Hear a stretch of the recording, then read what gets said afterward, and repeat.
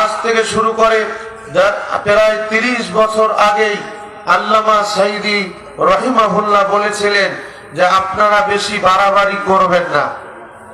যদি বেশি বাড়াবাড়ি করেন এমন পরিস্থিতি আসবে যে আপনারা ইঁদুরের গর্ত খুঁজে পাবেন না। বলুন ঠিক না বেটে? আল্লামা সাঈদী নাই, কিন্তু তার কথাটা হুবহু ফলছে কি ফলে নাই? আমরা এমনও দেখেছি, গতকালকের প্রথম আলোর পত্রিকায় দেখলাম যে এখন আমাদের দেশের সাবেক প্রধানমন্ত্রী আর এমপিরা তারা ভার্চুয়ালে প্রোগ্রাম করতেছে। শেখ হাসিনা ভারতে, অধিকাংশ মন্ত্রী এমপিরা লন্ডনে।